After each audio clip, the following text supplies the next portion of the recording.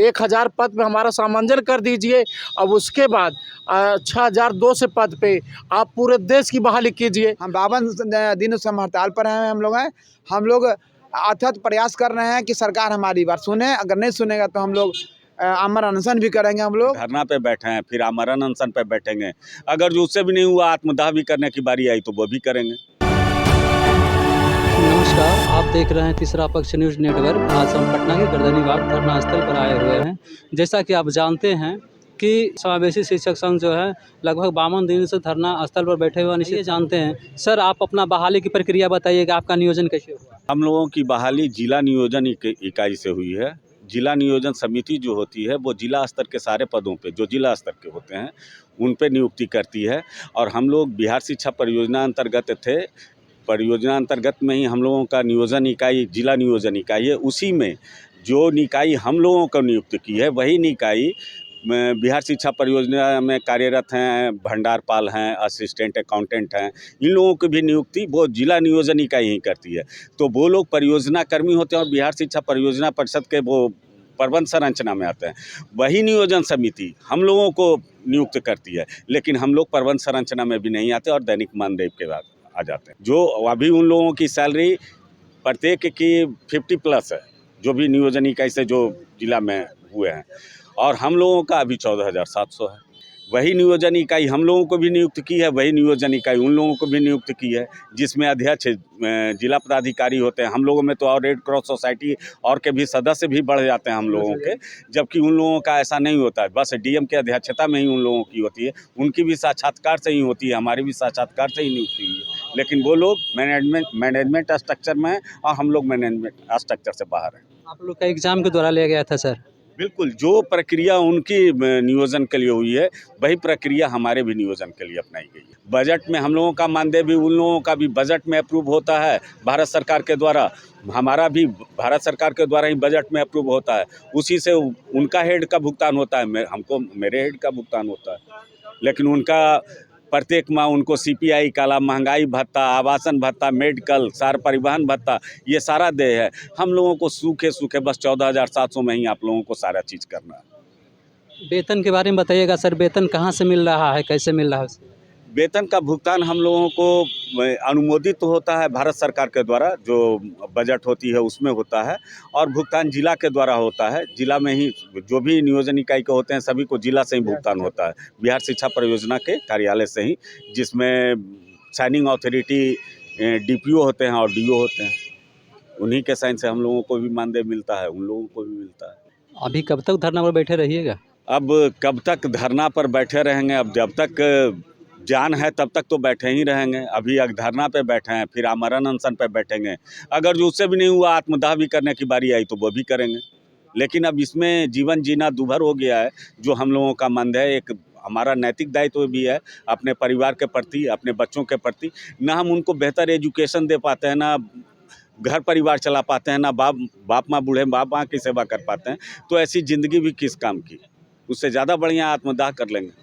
ये जानते हैं अध्यक्ष जी से सर, ये बताइए कि इतना दिन में कुछ ऐसा जो प्रोसेस हुआ है उसके बारे में बताइए। देखिए, पक्ष का हो विपक्ष का हो, भाजपा हो, जदयू हो, RJD हो, कांग्रेस हो, कोई भी अपना संवेदना व्यक्त करने नहीं आई है। और कहते हैं ये लोग का कैसे ज्वाइनिंग हुआ है, कहाँ से लिया गया है। मैं पूछता है उनसे कि जो मुखिया के द्वारा, पंचायत के द्वारा जो शिक्षा मित्र बहाल आपने किया था, क्या डिग्री थी उनकी, कहाँ से काम पहुँचा दिया आपने?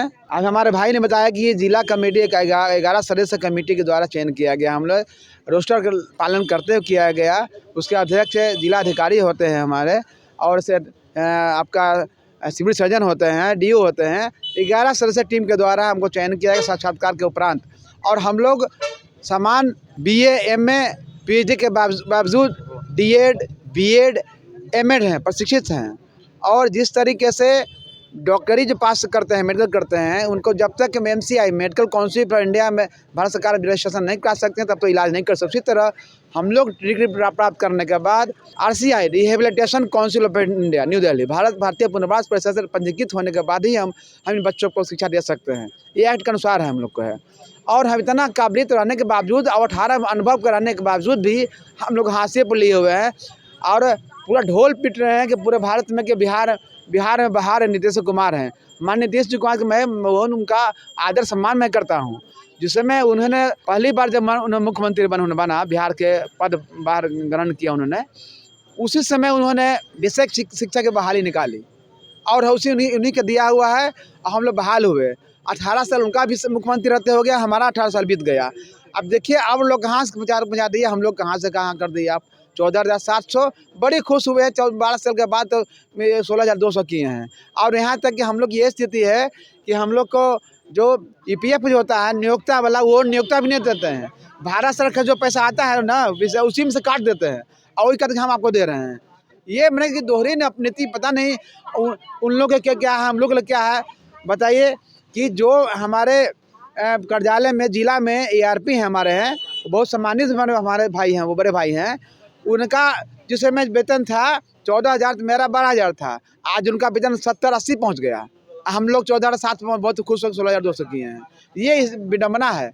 अब जो शिक्षक ट्रेंड कराए अपने, हम लोग ऑलरेडी ट्रेंड है, रोस्टर लगाया गया, सब कुछ है, पालन किया गया है और उसके बावजूद हम लोग को सड़क पर छोड़ दिया गया।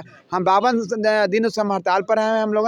हम लोग अथक प्रयास कर रहे हैं कि सरकार हमारी बात सुने। अगर नहीं सुनेगा तो हम लोग आमरण अनशन भी करेंगे। हम लोग जो करना है आप सभी त्याग देंगे। उनको इसी में खुशी तो यही सही, हम लोग बाल बच्चे सही रहते में ही आत्महत्या कर लेंगे। मजबूरी है, क्या करेंगे हम लोग।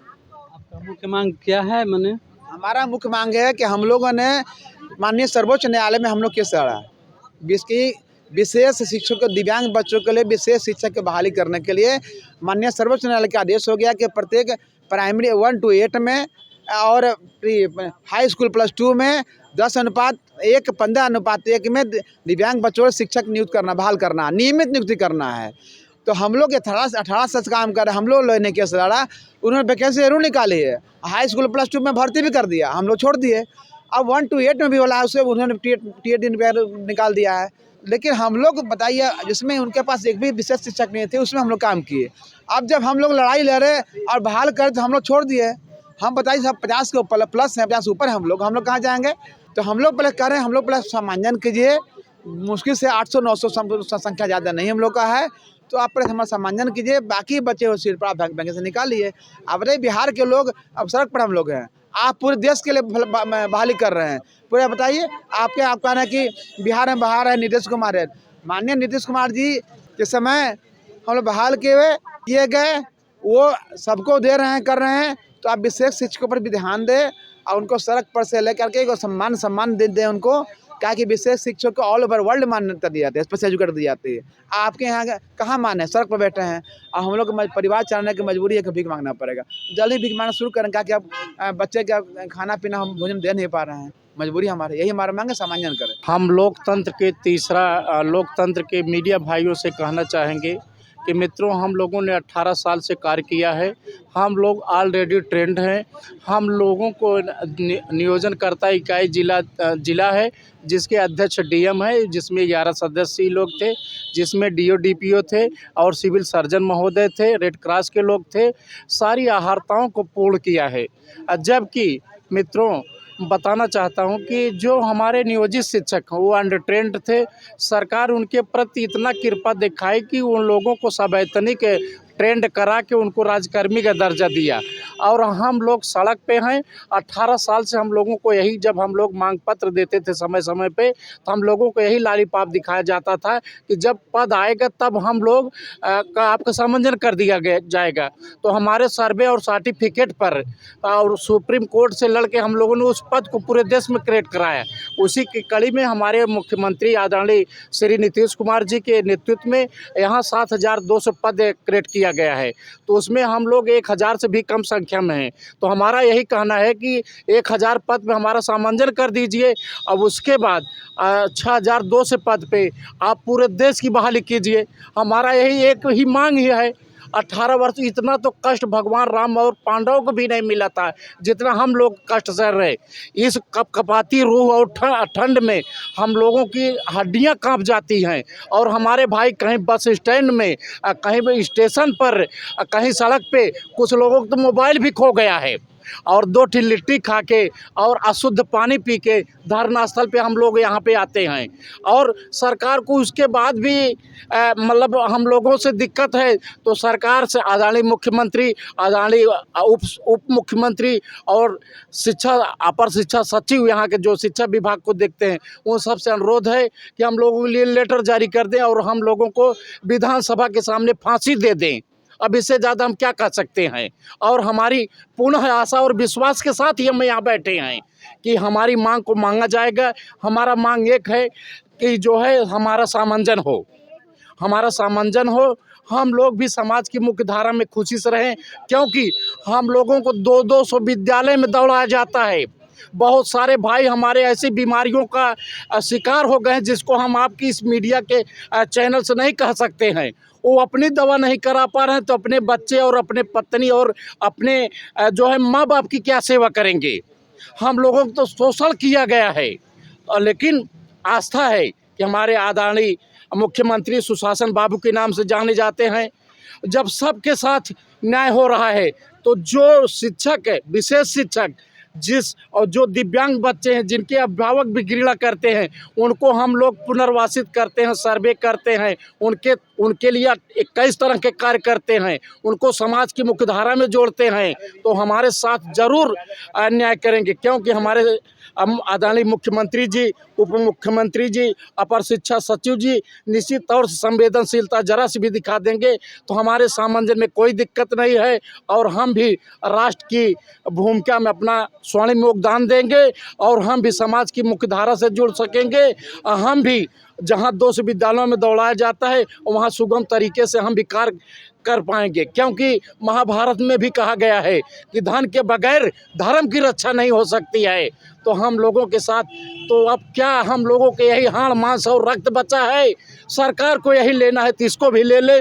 फिर भी आशा है कि हमारी मांग मांगा जाएगा, नहीं तो मैं तो स्वतः कहना चाहूँगा मुझे फांसी दी जाए तो बिहार विधानसभा के अंदर फांसी दिया जाए, अगर हमने सरकार के साथ या समाज के साथ इतना बड़ा पाप और अभिशाप और अन्याय किया है। यही मांग है और पुनः आशा विश्वास है कि हमारा सामंजन किया जाएगा, निश्चित तौर से किया जाएगा। धन्यवाद। Thank you sir.